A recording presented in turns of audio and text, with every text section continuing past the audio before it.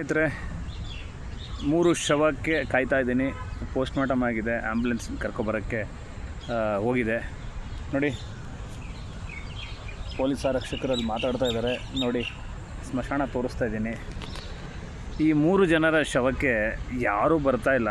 ನನ್ನ ಕಣ್ಣಲ್ಲಿ ನೀರು ಬರ್ತಾಯಿದೆ. ಕಾರಣ ಏನಂತಂದರೆ, ಏನು ಜೀವನ ಇವ್ರದ್ದು, ಯಾಕಾಗಿ ಬದುಕಿದ್ದಾರೆ, ಯಾಕೆ ಸಾಯ್ತಾ ಇದ್ದಾರೆ, ಒಂದು ಗೊತ್ತಾಗ್ತಾಯಿಲ್ಲ. ಸ್ನೇಹಿತರೆ, ಬೇಜಾರು ಏನಂತಂದರೆ, ಅಳೋದಕ್ಕೂ ಒಬ್ಬಳು ಬೇಡವಾ. ಇನ್ನೆಷ್ಟು ವರ್ಷ, ಒಂದು 30-40 ವರ್ಷ ಜೀವನ ಮಾಡಿರ್ತಾರೆ ಈಗ ತೀರೋಗಿರೋರು. ಯಾರಿಗಾಗಿ ಹುಟ್ಟಿದ್ರು ಇವರು, ಯಾರಿಗಾಗಿ ಸಾಯ್ತವ್ರೆ. ಇಲ್ಲಿ ಮೇಲ್ಗಡೆ ಹೋಗಿದ್ದಾರೆ, ಈಗ ಹೋಗಿ ಆಲ್ರೆಡಿ ಇವರೆಲ್ಲ ತೀರೋಗಿ 4-5 ದಿವಸ ಆಗಿರೋರೆ.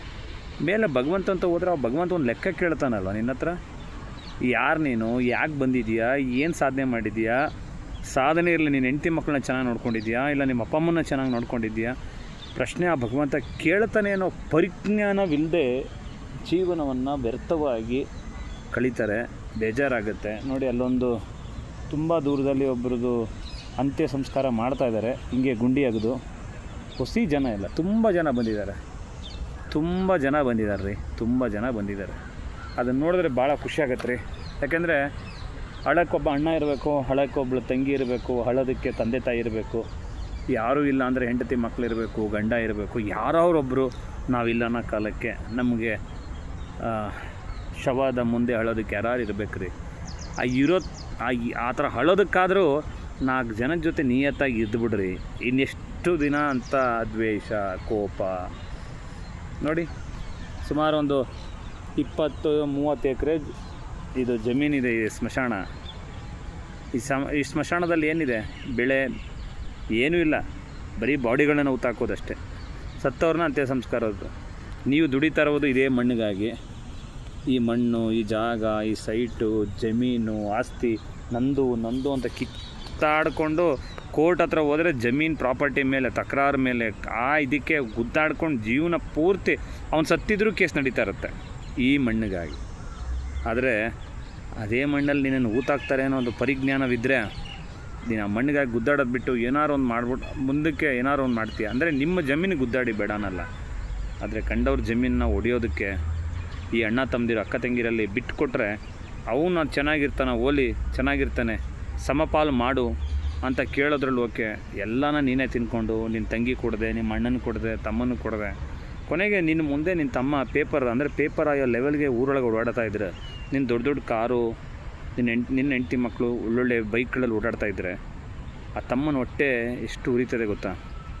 ನಾನು ಇಷ್ಟೊಂದು ಕಷ್ಟದಲ್ಲಿದ್ದೀನಿ. ಹೌದು, ನಮ್ಮ ಅಣ್ಣಗೆ ನಾನು ಮೋಸ ಮಾಡಿದ್ದೀನಿ ಒಂದು ಕಾಲದಲ್ಲಿ. ಇವತ್ತಾದರೂ ನಮ್ಮ ಅಣ್ಣ ನನಗೇನಾದರೂ ಮಾಡ್ಬೋದಲ್ಲ ಅಂತ. ಆದರೆ ಎಷ್ಟೊಂದು ಜನ ಕಮೆಂಟ್ ಮಾಡ್ತಾರೆ, ಸರ್ ಅವ್ನಿಗೆ ಇನ್ನೂ ಬುದ್ಧಿ ಬಂದಿಲ್ಲ ಸರ್, ಈಗಲೂ ಅವ್ನಿಗೇನಾದ್ರು 1 ಲಕ್ಷ 2 ಲಕ್ಷ ನಾನು ಸಹಾಯ ಮಾಡೋಕ್ಕೆ ಮುಂದೆ ಬಂತೀನಿ, ಆದರೆ ಅದನ್ನು ಇಟ್ಕೊಂಡು ನಾನು ಬಾಳಲ್ಲ ಸರ್, ಇವತ್ತಿಗೂ ಅವ್ರ ಹೆಂಡತಿ ಮಕ್ಕಳು ನಾನು ಚೆನ್ನಾಗಿ ನೋಡ್ಕೋತಾ ಇಲ್ಲ ಸರ್ ಅಂತ ಎಷ್ಟೊಂದು ಜನ ಕಮೆಂಟ್ ಮಾಡ್ತಾರೆ, ಫೋನ್ ಮಾಡಿ ಹೇಳ್ತಾರೆ. ಅಕ್ಕ ತಂಗಿರು ಹೇಳ್ತಾರೆ, ಸರ್ ನನ್ನ ಕೈಲಿ ಈಗ ಹೊತ್ತು ಸಹಾಯ ಮಾಡೋಕ್ಕೆ ಸಾಧ್ಯ, ನನ್ನ ಅಕ್ಕ ನನ್ನ ತಂಗಿ ನನಗೆ ಮೋಸ ಮಾಡಲ್ದು, ಇವತ್ತು ನಾನು ಚೆನ್ನಾಗಿದ್ದೀನಿ, ನಾನು ಈಗಲೂ ಅವ್ರ ಕಷ್ಟಕ್ಕೆ ಅವ್ರ ಮಕ್ಳಿಗೆ ಏನಾರು ಹೆಲ್ಪ್ ಮಾಡೋಕ್ಕೆ ಹೋಗೋಣ ಅನಿಸುತ್ತೆ. ನಿನ್ನ ಹತ್ರ ಯಾವನು ಬಂದಿದ್ದು ಕೇಳೋಕ್ಕೆ, ನಿಗೇನು ಮಾನ ಮರಿ ಇದೆಯಲ್ವಾ, ನಿನ್ನ ದುಡ್ಡಲ್ಲೇ ಬದುಕಬೇಕಾ ಅಂತಲೂ ಕೂಡ ನನಗೆ ಕೆಟ್ಟದಾಗಿ ಮಾತಾಡ್ತಾರೆ ಅಂತಾರೆ. ದಯವಿಟ್ಟು ಅಣ್ಣ ತಮ್ಮಂದಿರೇ, ಅಕ್ಕ ತಂಗಿಯರೇ, ಬಂಧುಗಳೇ, ಸ್ನೇಹಿತರೆ, ಕೋಪ ದ್ವೇಷ ಎಲ್ಲ ಬಿಟ್ಟು ಒಂದು ಸರಿ ಸ್ಮಶಾನಕ್ಕೆ. ನೋಡಿ, ನಾನು ಹಿಂಗೆ ಕೂತಿದ್ದೀನಿ, 1.5 ಗಂಟೆ ಆಯಿತು, ಇನ್ನೂ ಬಾಡಿ ಬಂದಿಲ್ಲ. ಅಲ್ಲಿ ಸುಮಾರು ಶವಗಳು ನೋಡಿ, ಇಲ್ಲೆಲ್ಲ ಊತಾಕಿದ್ದಾರೆ. ಇಲ್ಲೇ ಕೂತಿದ್ದೀನಿ ನೋಡಿ, ಕಾಣಿಸ್ತಾ ಇರ್ಬೋದು ನಿಮಗೆ. ಒಬ್ಬನೇ ಕೂತಿದ್ದೀನಿ ನೋಡಿ, ಯಾರೂ ಇಲ್ಲ. ಇಷ್ಟು ದೂರದಲ್ಲಿ ಒಬ್ಬನೇ ಕೂತಿದ್ದೀನಿ. ಯಾರೋ ಕಮೆಂಟ್ ಮಾಡಿದರು, ಸರ್ ನಿಮಗೆ ಭಯ ಆಗಲ್ವ ಅಂತ. ಏನು ಭಯ? ಹುಟ್ಟಿದ ಮೇಲೆ ಒಮ್ಮೆ ಸಾಯಲೇಬೇಕು. ಆದರೆ ಒಳ್ಳೆ ಕೆಲಸ ಮಾಡಿದ್ರೆ ಒಳ್ಳೆ ಸಾವು ಬರುತ್ತೆ, ಕೆಟ್ಟದ್ದು ಮಾಡಿದ್ರೆ ನೆರಳಿ ಸಾಯ್ತೀವಿ ಅನ್ನೋದು ಗೊತ್ತು. ಅದಕ್ಕೆ ಒಳ್ಳೇದು ಮಾಡ್ಕೊಂಡಿದ್ದೀನಿ, ಸ್ಮಶಾನದಲ್ಲಿ ಆರಾಮಾಗಿ ಕೂತಿದ್ದೀನಿ. ದಯವಿಟ್ಟು ಪ್ರತಿಯೊಬ್ಬರು ಈ ವಿಡಿಯೋನ ಶೇರ್ ಮಾಡಿ. ಯಾಕೆ ಶೇರ್ ಮಾಡಿ ಅಂದರೆ, ನಾನು ಮಾತಾಡೋದ್ರಲ್ಲಿ ಎಷ್ಟೊಂದು ಜನ ಚೇಂಜ್ ಆಗಿದ್ದಾರೆ, ಅದೊಂದು ಖುಷಿಯಾಗುತ್ತೆ.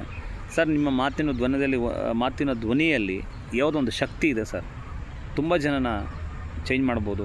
ನಿಮ್ಮ ಧ್ವನಿನ ಎಷ್ಟೊತ್ತು ಕೇಳ್ತಾ ಇದ್ರು ನಮಗೆ ಬೇಜಾರಾಗಲ್ಲ ಅಂತ ತುಂಬ ಜನ ಕಮೆಂಟ್ ಮಾಡ್ತಾರೆ.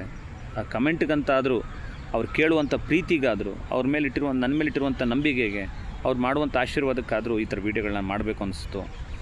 ನೋಡಿ, ಹಿಂದೆ ಎಷ್ಟು ದೊಡ್ಡದು ಮರ ಇದೆ, ಆಲದ ಮರ. ಆ ನೆರಳಲ್ಲಿ ಕೂತಿದ್ದೀನಿ.